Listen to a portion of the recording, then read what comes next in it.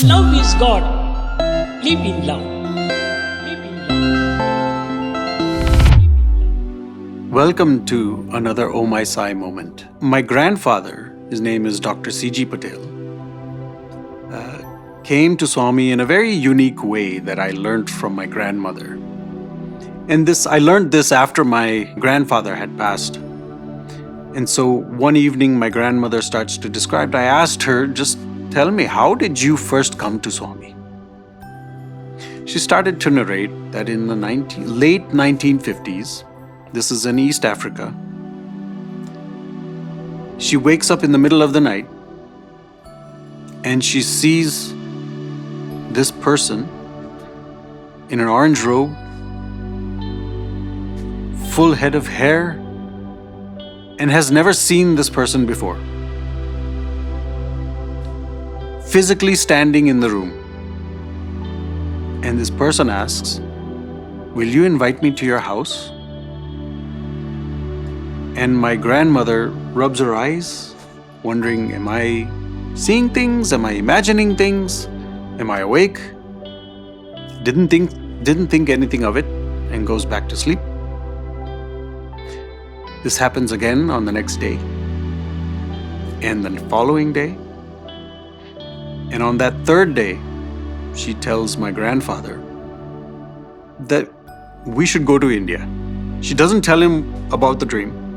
My grandfather's a doctor. In her words, she said he would have thought I had lost my marbles, was not in my full faculty. And so she didn't tell him anything. They come to Bombay. And my grandmother starts to inquire from friends and people around Bombay whether, she describes Swami, the form. And one of the people says, that is Sathya Sai Baba. And Sathya Sai Baba is in Bangalore. And as they came to Vrindavan, they entered the Whitefield grounds.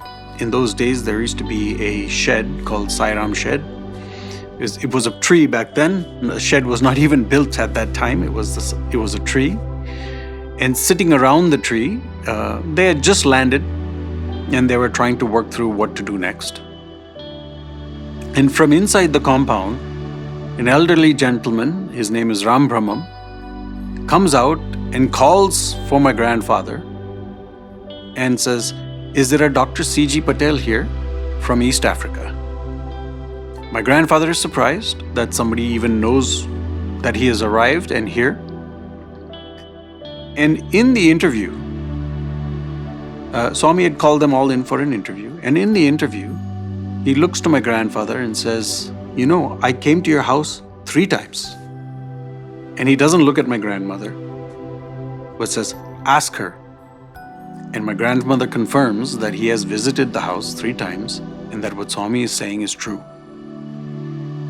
That was the point for my grandfather to truly recognize and understand that Swami is real. He is the all-knowing, omnipresent one. And from that moment on, my grandfather had implicit faith in Bhagawan. And that began the journey for when he began to ask Swami every opportunity he had when he came to India from East Africa to Swami, when will you come? Please come to our home in East Africa. And this was late 50s. By the time Swami came to East Africa in 1968, prior to that, he had been asking for years, and I would say at that point he may have lost hope, but he continued to ask and pray every opportunity that Swami, please come. You said you would come. Please come, please come, please come. And it was during the First World Conference in Mumbai that during one of the discourses, Swami had announced himself without any pre-notification to my grandfather or grandmother. He tells them, in a couple months, I'm going to East Africa. This gave him such implicit faith in Bhagawan that he never questioned Swami. There were always those moments, like every devotee. There's those moments of silence, there's moments of no communication, but Swami gave his word and asked, "Will you invite me to your house?" he continued to invite Swami to the house. And with that, Swami fulfilled his own request through my grandfather to visit East Africa. But I never heard the full story from my grandfather. Who I heard it from was Bhagawan. This was April 1994. We were on a bus to Kodaikanal, and I happened to be seated in front of Swami. And Swami asks all the students around, "Do you know who his grandfather is?" And somebody made the name Dr. C G Patel. And Swami said, "Do you know I visited his house in East Africa? His grandfather made all the arrangements to go to East Africa." And Swami goes on to narrate how the journey started, how he arrived in Kampala, the drive to Kampala from Nairobi, reaching late at night, bhajans going on. And every day, Swami briefly discussed and shared the entire journey. I happened to hear this firsthand from Swami and a few reminiscing instances through various discourses.